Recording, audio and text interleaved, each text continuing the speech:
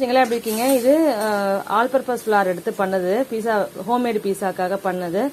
இது வந்து ஈஸ்ட் போட்டுக்கோங்க, உங்களுக்கு எவ்வளோ தேவையோ அவ்வளோ போட்டுக்கோங்க. மாவுல ஈஸ்ட் போட்டுட்டு அப்புறம் நீங்கள் எண்ணெய் போட்டு நீங்கள் கலந்து வச்சிட்டிங்கன்னா அது டபுள் ஆகிடும்.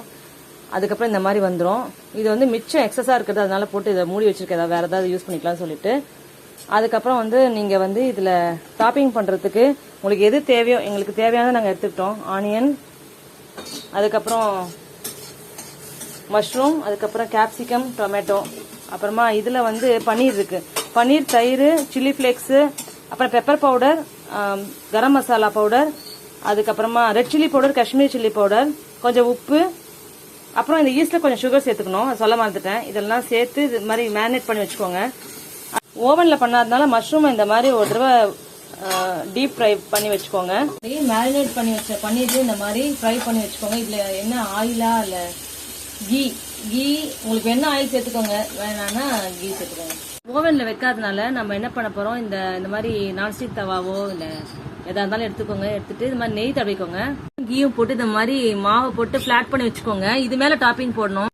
இந்த மாதிரி ஃபோர்க்கால ஹோல்ஸ் போட்டுக்கோங்க, அப்போதான் வேகிறதுக்கு ஈஸியாக இருக்கும். அதனால இது ஒரு டிப்பாக வச்சுக்கோங்க. தெரிஞ்சவங்க ஸ்கிப் பண்ணிடுங்க, தெரியாதவங்களுக்கு இது. அப்புறம் மேலே டொமேட்டோ சாஸ் வந்து நீங்கள் பீஸா பாஸ்தா சாஸ், இது உங்களுக்கு எது இருக்கோ நீங்கள் அதை வந்து ஸ்ப்ரெட் பண்ணிக்கோங்க. மேலே இந்த மாதிரி ஃபுல்லாக ஸ்ப்ரெட் பண்ணிக்கோங்க சாஸை. ஆனியன் இந்த மாதிரி மேலே டாப்பிங் பண்ணிக்கோங்க. இந்த மாதிரி மஷ்ரூம், வேக வச்ச மஷ்ரூமை வந்து அதான் வதக்கணும்ல, அந்த மஷ்ரூம் இந்த மாதிரி ஸ்ப்ரெட் பண்ணிக்கோங்க. இதுவும் வேக வச்ச கேப்சிகம் தான், மேலே ஸ்ப்ரெட் பண்ணியாச்சு. ஸ்லைஸ்டு டொமேட்டோ வேக வச்சது தான். இந்த மாதிரி வதக்கி வச்சிருந்தோம் இல்லையா, அந்த பன்னீரை இந்த மாதிரி மேலே போட்டு ஸ்ப்ரெட் பண்ணி வச்சுக்கோங்க.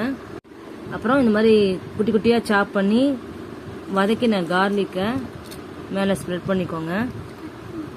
வந்து செடார் சீஸு, பிளர்ராக தெரியுது, அது வந்து மொசரல்லா சீஸ் அந்த பக்கம் இருக்கிறது.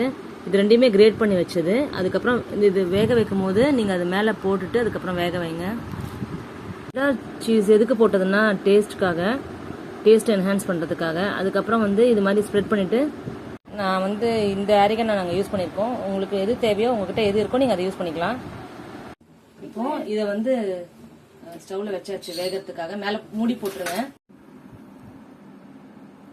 பீஸா இப்படிதான் வந்திருக்கு. இது வந்து கட் பண்ணியாச்சு ஏற்கனவே.